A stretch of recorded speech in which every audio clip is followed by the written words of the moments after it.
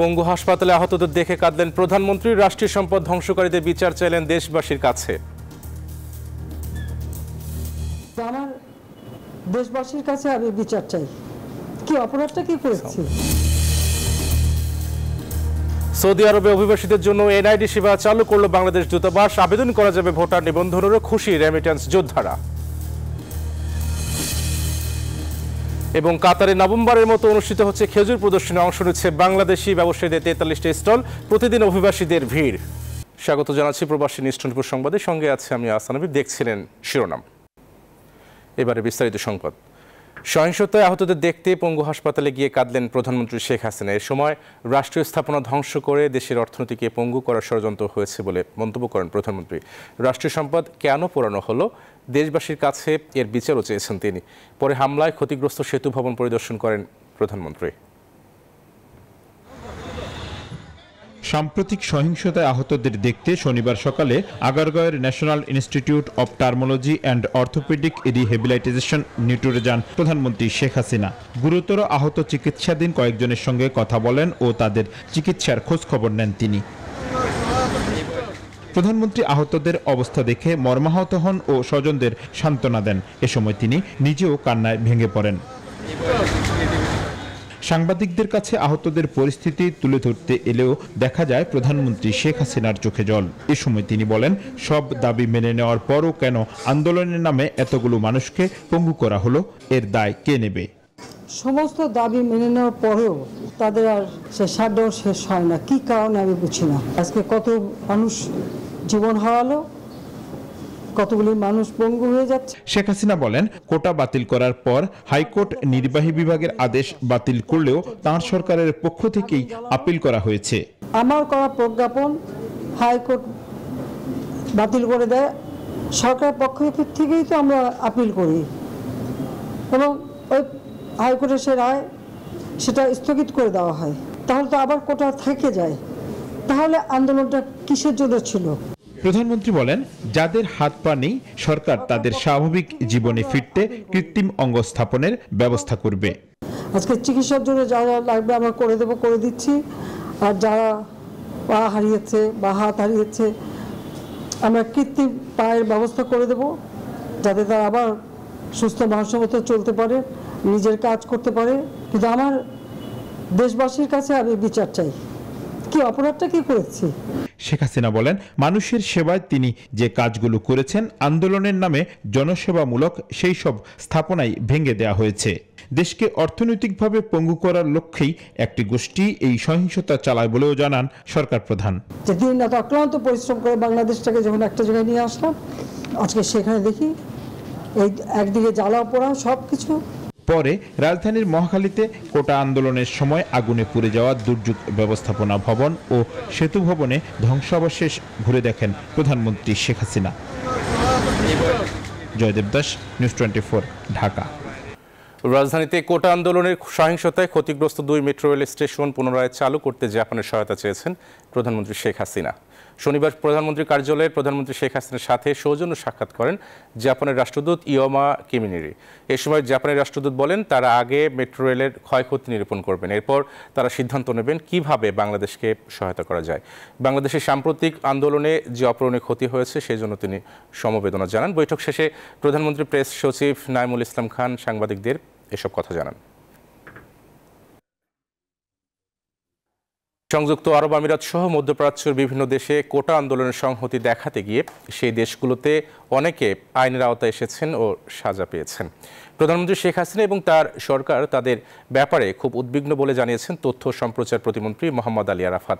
শনিবার তথ্য ও সম্প্রচার মন্ত্রণালয় থেকে প্রতিমন্ত্রীর বরাতে পাঠানো সংবাদ বিজ্ঞপ্তিতে এ তথ্য জানানো হয়। বলা হয়, অন্যান্য প্রবাসীরা যেন আর কোনো সমস্যার সম্মুখীন না হন সে বিষয়ে প্রধানমন্ত্রীর নির্দেশে দূতাবাসগুলো কাজ করছে। আমিরাতে এতদিন লেবার বা শ্রমিক ভিসা বন্ধ থাকলেও ডাক্তার, প্রকৌশলী সহ উচ্চ সার্টিফিকেটধারীদের জন্য তথা স্কিল ভিসা ছিল সম্পূর্ণ উন্মুক্ত। 21 জুলাই থেকে বাংলাদেশিদের নতুন কোনো ধরনের ভিসা আর ইস্যু হচ্ছে না। তবে আমিরাতের যে কোনো প্রদেশে থাকলে আগের মতো শুধুমাত্র দুবাই ভিসা ট্রান্সফার করার সুযোগ পাচ্ছেন বাংলাদেশিরা। এ বিষয়ে আমিরাত সরকার এখনও কোনো বিবৃতি না দেয় বাংলাদেশ মিশনও নিশ্চিত করে বলতে পারছে না ভিসা বন্ধের মূল কারণ। তবে মিশন কর্মকর্তা এবং বাংলাদেশ কমিউনিটি নেতৃবৃন্দের ধারণা, সম্প্রতি কোটা আন্দোলন নিয়ে আমিরাতে বিভিন্ন প্রদেশে মিছিল করে বাংলাদেশি প্রবাসীরা আমিরাতের আইন ভঙ্গ করায় এমন সিদ্ধান্ত হতে পারে। রাজতন্ত্রের এই দেশটিতে এমন কর্মকাণ্ড অপরাধ বলে বিবেচিত হওয়ায় 57 জন বাংলাদেশিকে বিভিন্ন মেয়াদে সাজা দেওয়া হয়েছে। প্রবাসী বাংলাদেশিদের জন্য এনআইডি সেবা চালু করেছে সৌদি আরবে রিয়াদে অবস্থিত বাংলাদেশ দূতাবাস। এখন থেকে সৌদি প্রবাসী বাংলাদেশিরা সেখানে ভোটার নিবন্ধন ও নতুন জাতীয় পরিচয়পত্রের জন্য আবেদন করতে পারবেন। 25 জুলাই রিয়াদের বাংলাদেশ দূতাবাসে প্রবাসী বাংলাদেশিদের ভোটার নিবন্ধন কার্যক্রম ও স্মার্ট জাতীয় পরিচয়পত্র সেবার উদ্বোধনকালে কথা জানান নির্বাচন কমিশনার মোহাম্মদ আনিসুর রহমান। এই সময় উপস্থিত ছিলেন রাষ্ট্রদূত ডক্টর মোহাম্মদ জাবেদ পাটোয়ারি। সৌদি আরবে বসবাসরত অভিবাসী বাংলাদেশিদের অনেকের জাতীয় পরিচয়পত্র নেই। এর ফলে প্রবাসীদের দেশে অনেক ধরনের সেবা পেতে সমস্যায় পড়তে হয়। কাতারে নবমবারের মতো আয়োজন করা হয়েছে খেজুর প্রদর্শনী। দোহার সুক ওয়াকিফে নানা জাতের খেজুর নিয়ে বসেছেন ব্যবসায়ীরা, যাদের অনেকেই প্রবাসী বাংলাদেশি। 12 দিনব্যাপী খেজুর উৎসবের শুরুর দিন থেকে ভালো সাড়া মিলছে বলে জানান দোকানিরা। কাতারের দোহা থেকে প্রতিনিধি মামুনুর রশিদের তথ্যচিত্রে ডেস্ক রিপোর্ট। মধ্যপ্রাচ্যের দেশ কাতারে প্রখর রোদ আর তীব্র দাবদাহকে পাশে কাটিয়ে দোহায় বসেছে খেজুরের প্রদর্শনী উৎসব। রাজধানী সুক ওয়াকিফের নভেম্বরের মতো আয়োজন করা হয় খেজুরের এই মেলার, যেখানে নানান জাতে খেজুরের পসরা সাজিয়ে বসেছেন ব্যবসায়ীরা। মেলাতে প্রায় 200টি স্টলে বিভিন্ন দেশের পাশাপাশি বাংলাদেশি ব্যবসায়ীদের প্রায় 43টি স্টল। বিশ্বের নানান অভিবাসীর পাশাপাশি প্রতিদিনই প্রচুর বাংলাদেশি ক্রেতাদের ভিড়। এখানে প্রায় 150 তারও উপরের প্রজাতির খেজুর এখানে পাওয়া যাচ্ছে। আমরা প্রতি বছরই স্টলে আসি। প্রতি বছর এখানে মেলা বসে। কাতারের বিভিন্ন জায়গা থেকে, বিভিন্ন মাদ্রা থেকে এখানে খেজুর আসে। কাতার সরকার আমাদেরকে সুযোগ সুবিধা দিতেছে। আমরা ইনশাআল্লাহ প্রতি বছর এই টাইমে আসলে বেচা কিনা খুব সুন্দর বেচা কিনা হয় ইনশাআল্লাহ। 12 দিন ব্যাপী এই মেলায় সুলভ মূল্যে নানান জাতের কাঁচা, পাকা, খালাস, শিশি, খেনেজি, বারহি প্রভৃতি জাতের খেজুর পাওয়ায় সন্তুষ্টি প্রকাশ করেন ক্রেতারা। এ পর্যন্ত প্রায় 98 টন খেজুর বিক্রি হয়েছে বলে জানিয়েছে দেশটির পৌর ও পরিবেশ মন্ত্রণালয়।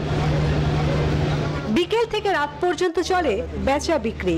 গত 23 জুলাই শুরু হওয়া এই উৎসব শেষ হবে আগামী 3 আগস্ট। কৃষি খাতের উৎকর্ষ সাধনে কাতার সরকারের প্রচেষ্টার অংশ হিসেবে প্রতি বছর এই উৎসবের আয়োজন করা হয়ে থাকে। Desk report, news 24। দ্বীপরাষ্ট্র মালদ্বীপের শ্রমবাজার দখলে তৃতীয় স্থানে অর্জনকারী শ্রীলঙ্কা। মালদ্বীপে অবস্থিত দেশটির শ্রীলঙ্কা কমিউনিটি ওয়েলফেয়ার অ্যাসোসিয়েশন উন্মুক্ত মধ্যাহ্নভোজের আয়োজন করে। বিভিন্ন দেশের প্রবাসীদের সাথে এতে অংশগ্রহণ করেন বাংলাদেশি প্রবাসী কর্মীরাও। সাপ্তাহিক ছুটির দিনে মালদ্বীপের রাজধানীর মালের আর্টিফিশিয়াল বিচে আয়োজন করা হয় অনুষ্ঠানের। খোলামেলা পরিবেশে মানবিক এই কাজে নিজ দেশের ট্র্যাডিশনাল ফুড ভিনদেশি কর্মীদের মাঝে প্রচারণায় সহায়ক ভূমিকা রাখবে বলে মনে করেন শ্রীলঙ্কান কমিউনিটির নেতারা।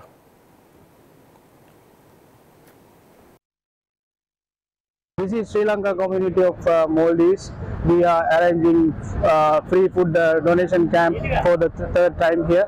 First of all, we have to thank City Council of Maldives, Sri Lankan Embassy, and mainly government of Maldives. They have supported us every day to do this. প্রবাসী নিউজ 24 নিচ্ছে বিরতি, সাথে থাকুন। পতনের এক দফা দাবিতে বিরোধী রাজনৈতিক দল ও সংগঠনকে নিয়ে জাতীয় ঐক্য গঠনের আহ্বান জানিয়েছে বিএনপি। দলটির মহাসচিব মির্জা ফখরুল ইসলাম আলমগীরের এই আহ্বানে সাড়া দিয়েছে ওলি আহমেদের লিবারেল ডেমোক্রেটিক পার্টি। অন্যান্য শরিক দল ছাড়াও ছোট বড় রাজনৈতিক দলগুলোর সাথে এ নিয়ে আলাপ চলছে বলে জানায় বিএনপি সূত্র। বিএনপি সরকার পতন আন্দোলনের এক দফায় শরিকরা একে একে আনুষ্ঠানিক সমর্থন দেওয়ার পাশাপাশি আগামী কর্মসূচি ঠিক করবে বলে জানা গেছে। জনবিরোধী সরকারের বিরুদ্ধে সকলকে ঐক্যবদ্ধ হয়ে দেশকে সঠিক পথে পরিচালনা করার এবং দুর্নীতিমুক্ত সমাজ কায়েম করার পদক্ষেপ নিতে হবে। বিএনপির এই ঐক্যের পদক্ষেপকে আমরা সমর্থন করি এবং সাধুবাদ জানাই। বিএনপির জাতীয় ঐক্যের আহ্বান প্রতিহত করা হবে বলে হুঁশিয়ারি দিয়েছে আওয়ামী লীগ। এক বিবৃতিতে একথা জানান দলটির সাধারণ সম্পাদক। আর রাজধানীতে আলাদা অনুষ্ঠানে দলটির নেতারা দাবি করেন কোটা সংস্কার আন্দোলনের আড়ালে আওয়ামী লীগ ছাত্রলীগের 15 নেতাকর্মীকে হত্যা করা হয়েছে। রাষ্ট্রীয় স্থাপনায় হামলার ঘটনায় বিএনপি বা কোনো বুদ্ধিজীবী প্রতিবাদ করেনি বলেও অভিযোগ করেন তারা। শনিবার সকালে সেতু ভবন পরিদর্শন করতে যান সেতুমন্ত্রী ও আওয়ামী লীগের সাধারণ সম্পাদক ওবায়দুল কাদের। সেখানে ঘুরে দেখেন সাম্প্রতিক আন্দোলনে আগুনে ক্ষতিগ্রস্ত ভবনটি। এ সময় কাদের বলেন, ব্যর্থতা ঢাকতে রাজনৈতিক মতলবে বিএনপি জামায়াত শিক্ষার্থীদের আন্দোলনে ভর করেছে। পরে এক বিবৃতিতে তিনি জানান, সম্প্রতি বিএনপির ডাকা জাতীয় ঐক্য প্রতিহত করবে আওয়ামী লীগ।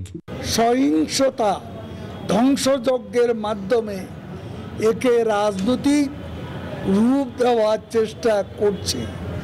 তাদের বিরুদ্ধে মুক্তিযুদ্ধের সপক্ষে সকল শক্তিকে শেখ হাসিনার নেতৃত্বে ঐক্যবদ্ধ হওয়ার আমরা আহ্বান জানাচ্ছি।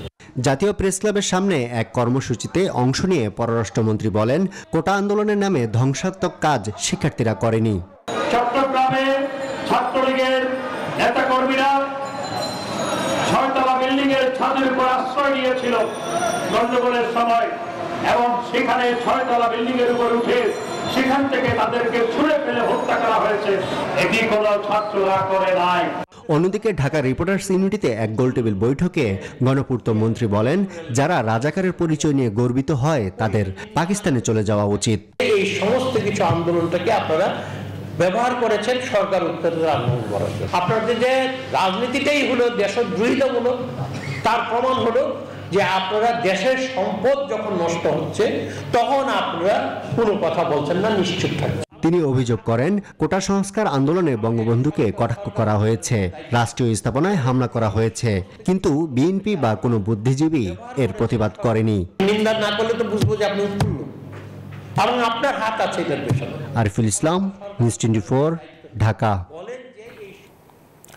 ঢাকা সহ আশপাশের 4 জেলা গাজীপুর, নারায়ণগঞ্জ ও নরসিংদীতে রবি থেকে মঙ্গলবার পর্যন্ত কারফিউ শিথিল থাকবে সকাল 7টা থেকে সন্ধ্যা 6টা পর্যন্ত। শনিবার রাতে রাজধানীর ধানমন্ডিতে নিজ বাসায় সংবাদ সম্মেলনে কথা জানান স্বরাষ্ট্রমন্ত্রী আসাদুজ্জামান খান কামাল। এ সময় জনজীবন পুরোপুরি স্বাভাবিক হলে কারফিউ তুলে নেওয়া হবে বলেও জানান মন্ত্রী। আইন শৃঙ্খলা রক্ষাকারী বাহিনী কর্মকর্তাদের সাথে সার্বিক পরিস্থিতি নিয়ে বৈঠক শেষে মন্ত্রী আরও বলেন, আইন শৃঙ্খলা পরিস্থিতির উন্নতি হচ্ছে।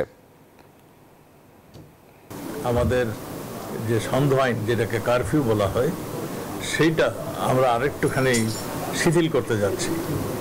ঢাকা মহানগর, ঢাকা জেলা, গাজীপুর মহানগর, গাজীপুর জেলা, নারায়ণগঞ্জ, নরসিংদী জেলা আগামী রবি, সোম এবং মঙ্গলবার কারফিউ অব্যাহত থাকবে, কিন্তু এই জেলাগুলিতে কারফিউ শিথিল থাকবে সকাল 7টা হতে সন্ধ্যা 6টা পর্যন্ত। এদিকে আজ থেকে মঙ্গলবার পর্যন্ত অফিস চলবে সকাল 9টা থেকে বিকেল 3টা পর্যন্ত। এ তথ্য জানিয়েছেন জনপ্রশাসন মন্ত্রী ফরহাদ হোসেন। রাজধানীতে এক অনুষ্ঠানের পর তিনি সাংবাদিকদের এ তথ্য জানান। জনপ্রশাসন মন্ত্রী বলেন, পরিস্থিতি ক্রমেই স্বাভাবিক হচ্ছে। আগামী 3 দিন এই সূচিতে চলবে সরকারি, স্বায়ত্তশাসিত ও বেসরকারি প্রতিষ্ঠান। বাংলাদেশ ব্যাংক জানিয়েছে আর্থিক লেনদেন চলবে সকাল 10টা থেকে বিকেল 3টা পর্যন্ত। আর ঢাকা স্টক এক্সচেঞ্জ জানিয়েছে পুঁজিবাজারে বিনিয়োগকারীরা লেনদেন করতে পারবেন সকাল 10টা থেকে দুপুর 1:50 পর্যন্ত। রবিবার, পরশু সোমবার এবং তারপরের দিন মঙ্গলবার, অর্থাৎ 28, 29, 30 এই 3 দিন অফিস শুরু হবে সকাল 9টা এবং শেষ হবে বিকাল 3টায়। পরিবেশ স্বাভাবিককরণের একটা বিষয় আছে, তো সব কিছু বিবেচনা করেই কিন্তু আমরা সে অফিস টাইমটি করছি। তো সেক্ষেত্রে আমরা আগামী 3 দিন করব, তারপরে হয়তো আমরা পরবর্তী নির্দেশনা পেলে তখন আমরা বাকিটা আমরা জানাতে পারবো। প্রবাসী নিউজ 24 নিচ্ছি আরও একটা বিরতি, সাথে থাকুন। স্বাগত একবার প্রবাসী নিউজ 24-এ। এবার আন্তর্জাতিক সংবাদ। গাজার দেইর আল বালাহ শহরের একটি স্কুলে ইসরায়েলি হামলায় কমপক্ষে 30 ফিলিস্তিনি নিহত হয়েছেন। ফিলিস্তিনি স্বাস্থ্য কর্মকর্তারা এ তথ্য জানিয়েছেন। শনিবার এক প্রতিবেদনে রয়টার্স জানায়, খাদিজা স্কুলে ইসরায়েলের বিমান হামলায় শতাধিক ফিলিস্তিনি আহত হয়েছেন। স্কুলটিতে আশ্রয় নিয়েছিলেন বাস্তুচ্যুত ফিলিস্তিনিরা। এক বিবৃতিতে ইসরায়েল জানিয়েছে, গাজার ওই স্কুলের ভেতর হামাসের কমান্ড ও কন্ট্রোল সেন্টারে হামলাটি চালিয়েছে। এদিকে গত 4 দিন ধরে গাজার খান ইউনিসে ক্রমাগত বোমাবর্ষণ চালাচ্ছে নেতানিয়াহু বাহিনী। এসব কিছুর মধ্যে ভালো খবর হলো, গাজায় যুদ্ধবিরতি নিয়ে আলোচনার জন্য প্রতিনিধি পাঠাতে সম্মত হয়েছেন প্রধানমন্ত্রী বেন ইয়ামেন নেতানিয়াহু। রোববার রোমে অনুষ্ঠিত হতে চলেছে এই বৈঠক। আর এই ছিল এখনকার আয়োজন। ধন্যবাদ সবাইকে সাথে থাকার জন্য।